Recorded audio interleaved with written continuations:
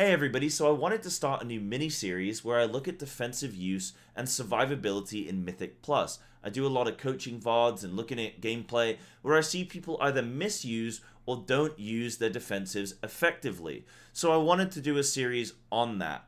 Now, the three main pillars in which damage is being dealt to you in Mythic Plus, the three main ways in which you're going to die to bosses, it's always the same thing, right? There's a pattern of damage that's going to be going out, and you just need to learn that pattern. So the way that Blizzard likes to do things is they either like to do one big slam that happens periodically every minute or so. So think of Kroth with the Deafening Screech, or think of first boss in Azure Vault where he used to do the slam and the knockback. That's the first one. The second one is just no one big monumental moment, but just constant pulse damage. So think of the second boss in Temple of Jade Serpent, the twins. They would just constantly pulse damage. Or think currently in Halls of Infusion with the Ice Queen, right? The third boss, constantly pulsing damage, but there's not necessarily one big slam moment that's going to gut you. Also think of Ruby Life Pool's first boss as well, constant pulse.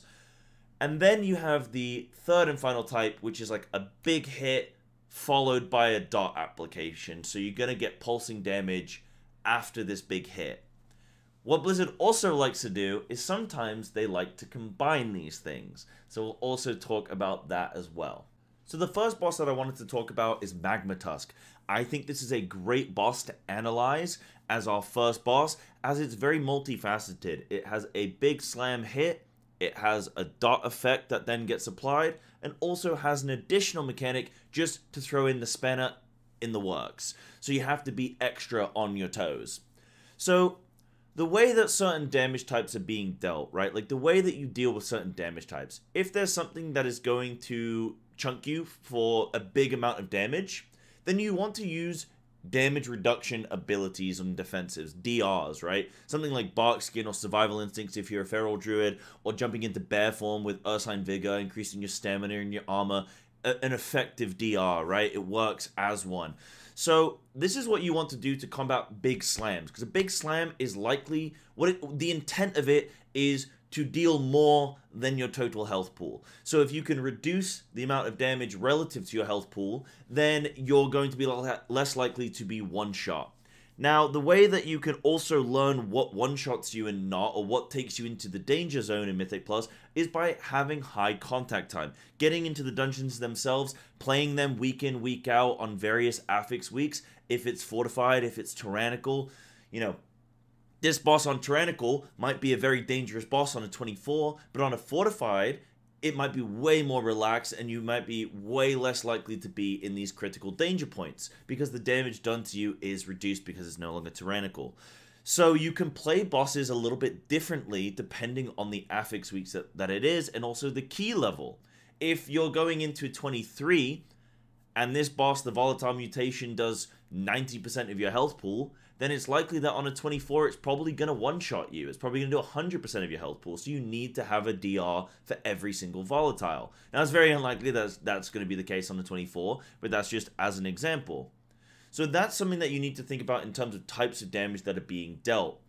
And you use DRs for big slams. For pulse damage, what you want to do is, regenerative effects. Things like health pots and extra growths and renewal, these kinds of things which just bump up your health pool a little bit, right? It starts to restore, or a restorative effect is what you want to be doing in order to deal with pulse damage. So those are the two ways in which you're dealing with different types of damage, and I wanted to talk through how I'm dealing through this boss. The way that you want to learn Mythic Plus dungeons, right, is you want to look at it and you want to go, this boss is cyclical. It does the same couple of mechanics on repeat over and over. I know a lot of people, when I play with them and I look at coaching VODs and stuff, it seems as if they don't know what the next mechanic is going to be, what the next mechanic coming up is going to be. And it's vital that you understand that abilities have internal cooldowns and that the boss is on rails, right? But generally speaking, it's not going to do 2 volatiles in a row. It's not going to do 2 charges in a row. That kind of example is how you need to learn these fights. So that means that you can chill out and you can relax a little bit more when it comes to the actual execution of the fight. If you're constantly in a panic mode of not knowing what's going to happen next, you're not going to know what you need to save your defensive for and when you are free to use it and when you're in or out of a danger zone. But I can play through this a little bit. So, generally speaking, I think I misuse some things on this fight. However, I think I do a good job of always cycling something for each go, right? Each go that the boss has of killing us. That's what I'm going to call them. Like a PvP term.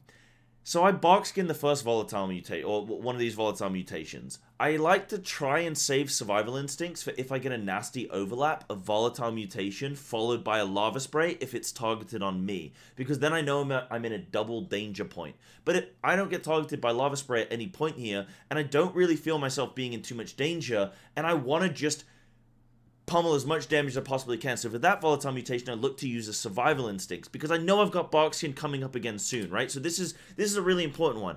So I use my survival instincts because the alternative is that I have to go in bear form because I don't want this volatile mutation to do too much of my damage in the dot, risking putting me too low on health, and then I'm in a danger point. So I go, right, I'll use my survival instincts. I can keep pummeling damage. I don't have to go in bear form because I play Feral Druid. Our single target sucks. And a good offense is a fantastic defense. The quicker this boss dies, the more damage we do, the fewer overall mechanics we have to deal with. This is why Tyrannical is so scary, by the way. Tyrannical is scary because the bosses last so long that you run out of stuff. If you can box skin one, survival instincts to the next, box skin next, and then the boss is dead, well, you had something for every go, and now you're done, and the boss is gone. However, when it's Tyrannical and you have to add on 2 additional goes, well, I can box skin, then I can SI, then I can box skin, then I have nothing. Then maybe I have box skin again. But there's this gray area with the 4th and 5th where maybe the healer's out of stuff. Maybe they're out of mana. There's no, like, the group just has nothing left, right? So that's why Tyrannical can be so scary.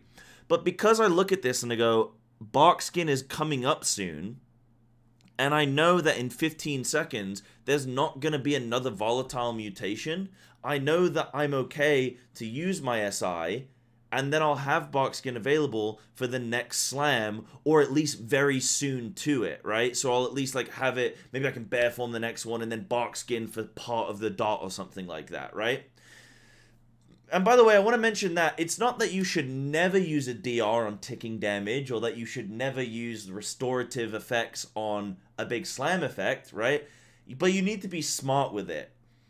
If there's a fight which has big hit damage and a dot, then you want to be cautious of the fact that you're probably going to need your DRs for the big slams, because you just are, right? Whereas if there's a boss that's constant tick damage, then you can just press a DR whenever you're getting to like 20-30% health, or like, well, 30-40% health, just send a DR, and then hopefully that gives the healer a chance to bring you back up to full again, and then you'll slowly tick down, and then you can use another DR, which gives the healer a chance again, and then you can slowly tick down. On a fight like this, you can cycle these things a little bit more, like, you know, keep your DRs for the big hit, keep your restoratives for the pulse. That's how you try and play it, in my opinion. So look, we have this big volatile mutation come in, and I had box skin back up in time. So I was safe there with that.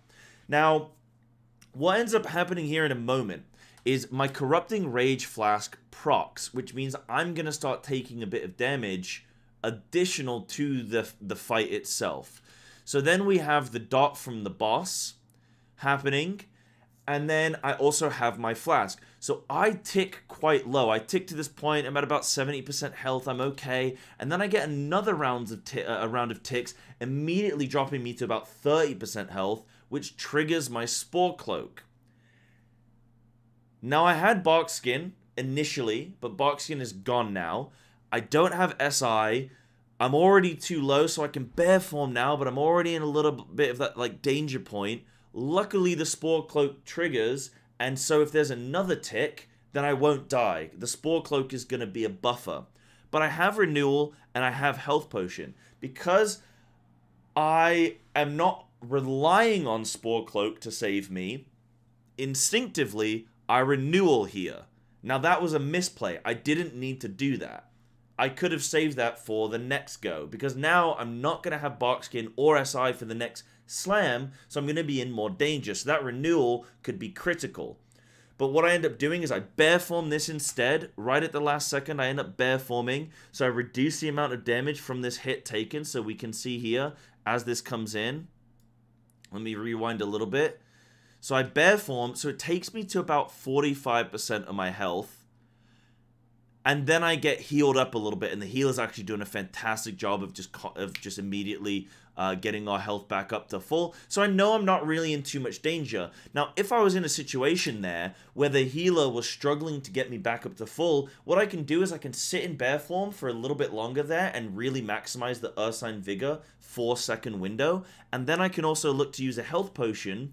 And if I really need to, then I can go back into bear form and trigger Ursine Vigor again, which is going to just buffer my health that little bit more. So hopefully this was a nice little insight in terms of like how I'm trying to use my defensives and analyze a fight and that kind of thing. But let me know in the comments if this was helpful for you, and I'll see you again in the next one.